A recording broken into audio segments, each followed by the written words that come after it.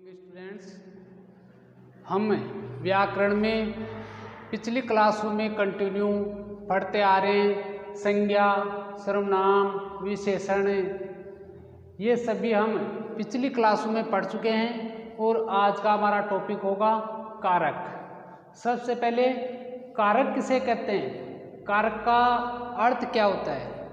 वैसे कारक का शाब्दिक अर्थ होता है करने वाला।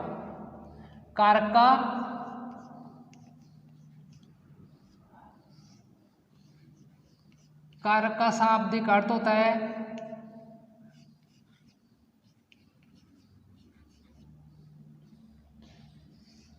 शाब्दिक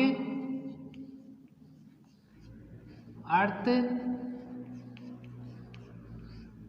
होता है करने वाला।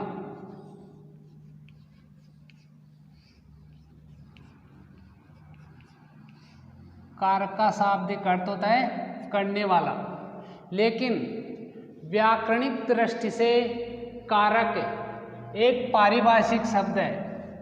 व्याकरणिक दृष्टि से कारक एक पारिभाषिक शब्द है। ये इसकी परिभाषा है।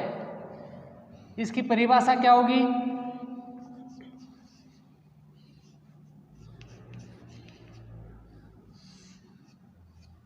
इसकी परिभाषा होगी संज्ञा या सर्वनाम का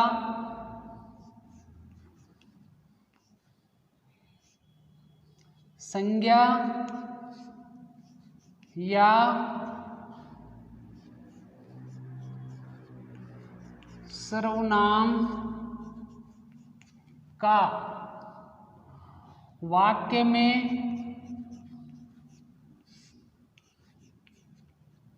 प्रयुक्त अन्य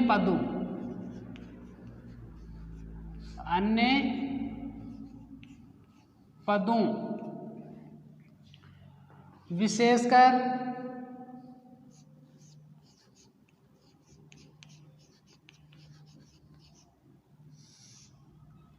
क्रिया से संबंध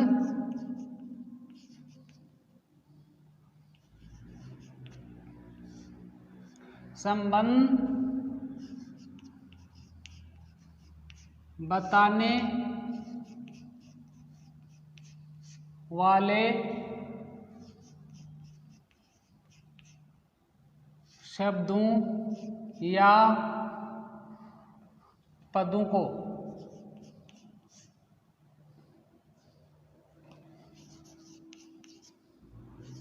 कारक कहते हैं।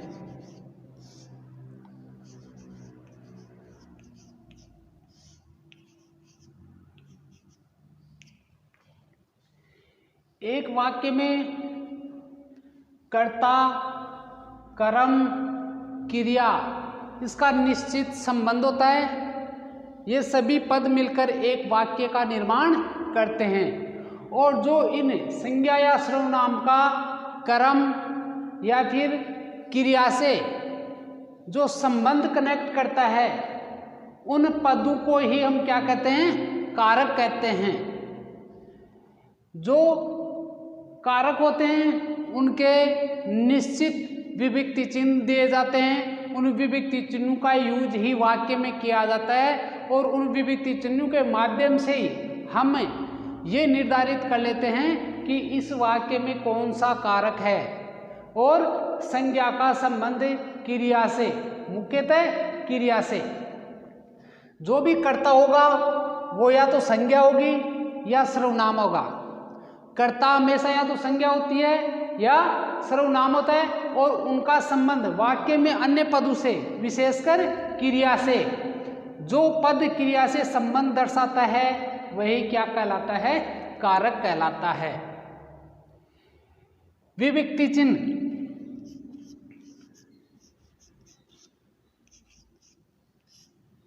विभक्ति चिन्ह, विभक्ति चिन्ह क्या होती है, प्रत्येक कारक का एक विभक्ति चिन्ह निर्धारित किया गया है।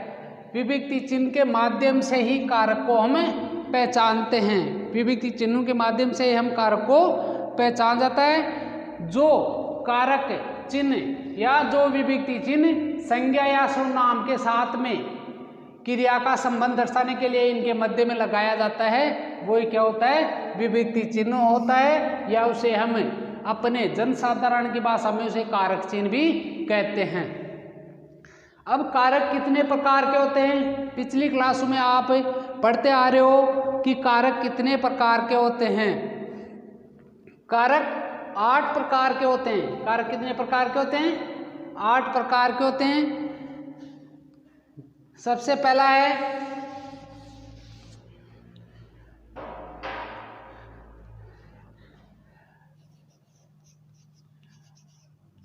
कारक के प्रकार।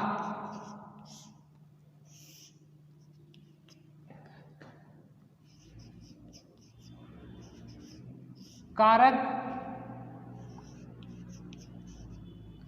8 प्रकार के होते हैं। कारक कितने प्रकार के होते हैं? 8 प्रकार के कारक होते हैं और 8 कारकों के उनके चिन्ह होते हैं, जिसको हम विभक्ति चिन्ह या कारक चिन्ह बोलते हैं। उसको हम इस प्रकार से आगे देखते हैं। सबसे पहला है इसमें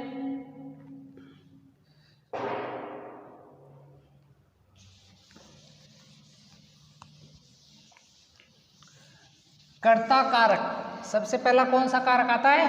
कर्ता, जिससे हम कार्य को करने वाले का बोध कराता है। जो कार्य को करने वाले का बोध कराता है उसे हम कौन सा कारक कहते हैं? कर्ता कारक कहते हैं।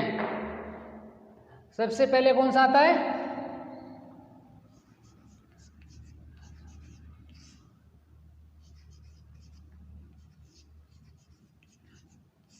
कारक के प्रकार, और इसमें सबसे पहले आता है कर्ता कारक। कर्ता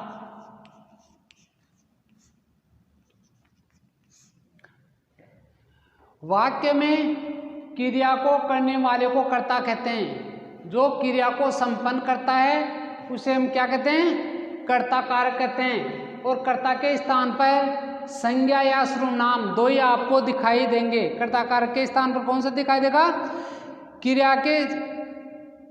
क्रिया तो संज्ञा होगी या सर्वनाम होगा। वाक्य में क्रिया को करने वाले का बोध कराए। वाक्य में क्रिया के करने वाले का बोध कराने वाले को हम क्या कहते हैं? कर्ता कारक कहते हैं। और इसका विभक्ति चिन्ह क्या होता है? ने। विभक्ति चिन्ह क्या होता है इसका? ने। ये विभक्ति चिन्ह इसका ने होता है। और इसके ने विभक्ति का प्रयोग कर्ता के साथ केवल भूतकालिक क्रियाओं के साथ में ही किया जाता है। भूतकालिक क्रियाओं के साथ में ने का प्रयोग किया जाता है। वर्तमान काल और भविष्यत काल, इन दोनों में ने विभक्ति का उपयोग नहीं किया जाता है। जैसे राम ने रावण को मारा। राम ने रावण को मारा। राम ने, ये क्रिया कौन से काल की है? मारा, भूतकाल की क्रिया है। मैंने अभी बताया ने का प्रयोग केवल भूतकालिक क्रियाओं के साथ में किया जाता है।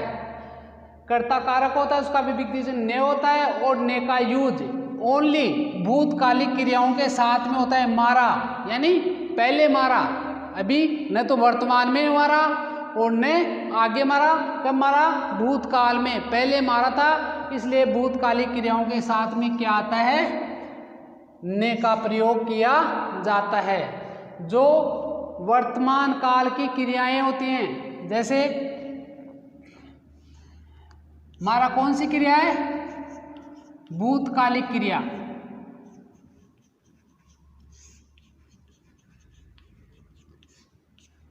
मारा भूतकालिक क्रिया है और इसके साथ में कर्ता के साथ में ने विभक्ति का यूज किया जाता है। वर्तमान काल में जैसे रमा हंसती है, रमा हंसती है। कर्ता कौन है? हंसने का कार्य कौन कर रहा है? रमा। रमा यहाँ पर क्या है? कर्ता है। रमा यहाँ पर क्या है? कर्ता है। और ये हंसती है क्रिया है, हंसती है से आपको पता चल रहा है कि है इसमें कौन से काल की क्रिया है? वर्तमान काल की। कौन से काल की क्रिया है ये? वर्तमान काल की। वर्तमान काल की क्रिया है। हंसती है, रमा हंसती है, राम जाता है, राम खाता है, रमेश पढ़ता है, रमेश ने पढ़ता है। गलत हो जाएगा यदि वर्तमान काल की क्रिया के साथ में या भविष्यत काल की क्रिया के साथ में ने का यूज कर लिया आपने, तो वो सेंटेंस क्या हो जाता है? रॉन्ग हो जाता है। इसलिए इसमें ध्यान देने की, याद करने की बात यह है कि कर्ता का विभक्ति चिन्ह क्या होता है? ने होता है। और ने विभक्ति का यूज कहाँ पर किया जाता है? ओनली भूतकालिक क्रियाओं के साथ में किया जाता है। केवल भूतकालिक क्रियाओं के साथ में ने विभक्ति का यूज किया जाता है। बाकी वर्तमान काल या भविष्यत काल में ने विभक्ति का यूज नहीं किया जाता है। जैसे ये वर्तमान काल का, भविष्यत काल में देखिए, रमेश विद्यालय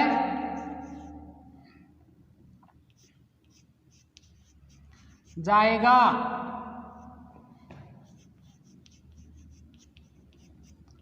रमेश विद्यालय जाएगा। ये जाएगा फ्यूचर बता रहा है। ये क्रिया भविष्यत काल की है और भविष्यत काल की क्रियाओं में कर्ता के साथ में ने का यूज नहीं किया जाता है। यदि ने का यूज हो जाएगा तो ये सेंटेंस क्या होगा? पूरा रॉन्ग हो जाएगा। तो ये कौन सा कारक था? कर्ता। और कर्ता का विभक्ति चिन्ह क्या होता है? ने होता है। दूसरा कारक कौन सा है अपना? कर्म।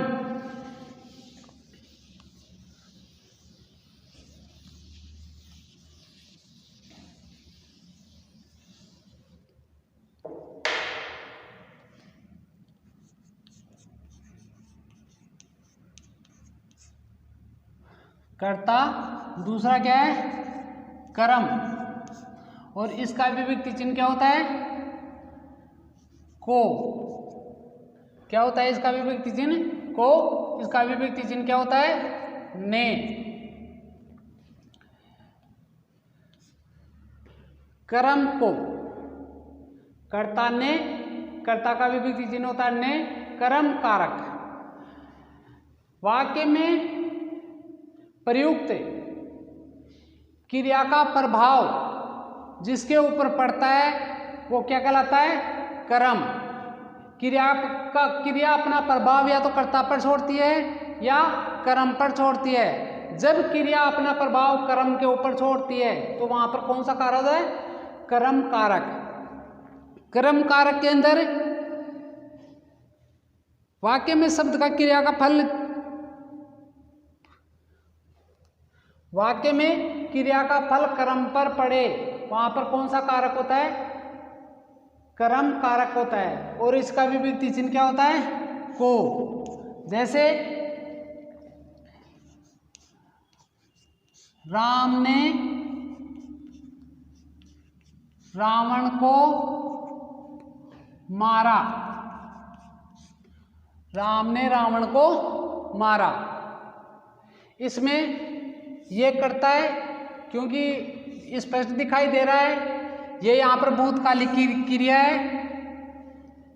भूतकालिक क्रियाओं के साथ में कर्ता के साथ में ने का यूज किया जाता है। रावण को विभक्ति दिखाई दे रही है आपको? को विभक्ति किस कारक की है? कर्म कारक की है। तो ये कारक कौन सा हो गया? यहाँ पर कर्म कारक हो गया। राम ने किसको मारा? रावण को मारा। तो यहाँ पर कौन सा कारक हो गया? कर्म कारक। कौन सा कारक हो गया यहाँ पर? कर्म कारक हो गया।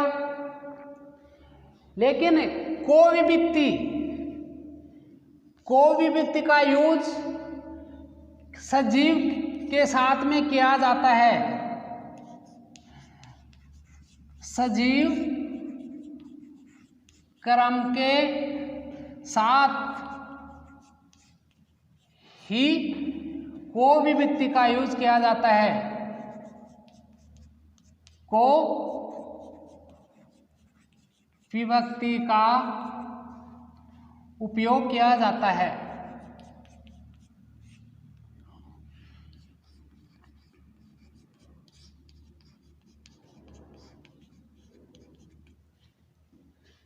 सजीव क्रम के साथ। यहां पर रावण सजीव है या निर्जीव?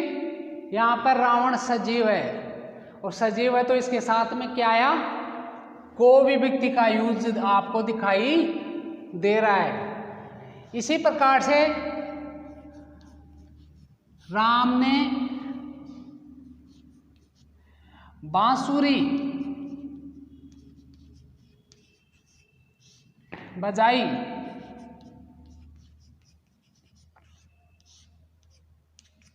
देखिए कर्ता कौन है यहाँ पर? राम। ये विभक्ति चिन्ह है ने। कर्ता ने, कर्ता ने। कर्म को, ये कर्म है यहाँ पर, ये क्या है? कर्म है। और बजाना क्रिया है, ये क्या है? क्रिया। ये कर्म और ये कौन है? कर्ता। राम ने बांसुरी को बजाई या राम ने बांसुरी को बजाया। यदि यहाँ पर ये निर्जीव कर्म है, कौन सा कर्म है ये? निर्जीव। एक होता है सजीव और दूसरा कौन सा है? निर्जीव। निर्जीव कर्म के साथ में को विभक्ति का उपयोग नहीं किया जाता है। यदि निर्जीव कर्म के साथ में हम को विभक्ति का उपयोग करेंगे तो ये सेंटेंस गलत हो जाएगा।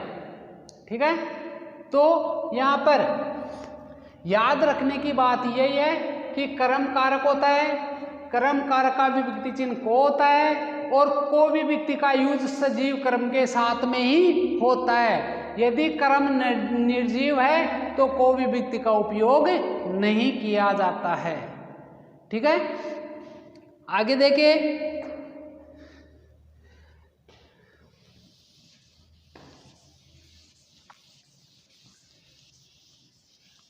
तीसरा कारक है अपना कर्म कारक।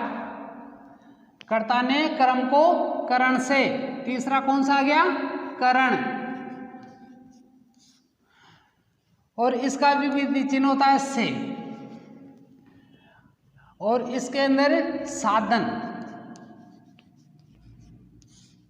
साधन क्रिया को संपन्न करने का साधन होना चाहिए। से के साथ में क्या होना चाहिए? साधन होना चाहिए। करण, जिस साधन के द्वारा, जिस माध्यम के द्वारा क्रिया को संपन्न किया जाता है, वहां पर कौन सा कारक होता है? करण कारक होता है। जिस माध्यम से या जिस साधन से क्रिया को संपन्न किया जाता है, वहां पर कौन सा कारक होता है? करण कारक होता है। जैसे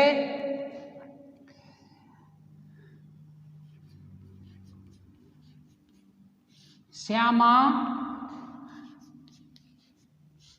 पेन से लिखती है।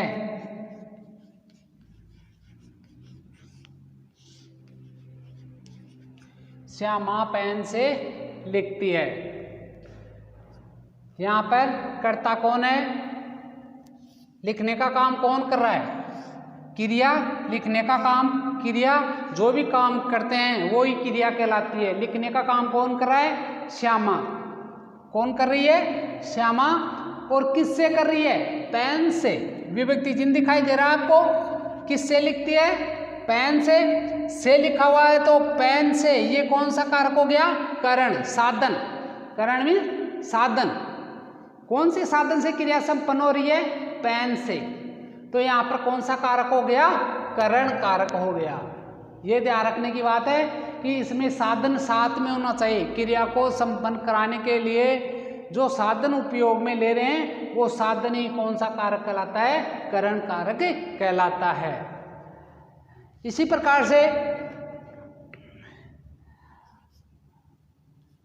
रमेश कार से जाता है। रमेश कार से जाता है। जाने का कार्य कौन कर रहा है? रमेश। रमेश यहाँ पर क्या है? करता है। और जाता है यहाँ पर क्या है? क्रिया है। और कार से किसके माध्यम से जा रहा है? वो कार के माध्यम से जा रहा है। साधन क्या है यहाँ पर? कार। तो ये साधन हो गया। इस साधन से क्रिया संपन्न हो रही है, तो यहाँ पर कौन सा कारक हो जाएगा? करण कारक हो जाएगा। अगला है संप्रदान।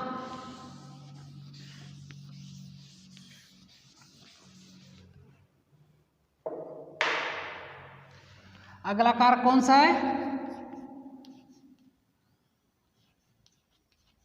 संप्रदान कारक। और इसका विभक्ति चिन्ह क्या होता है? संप्रदान के लिए।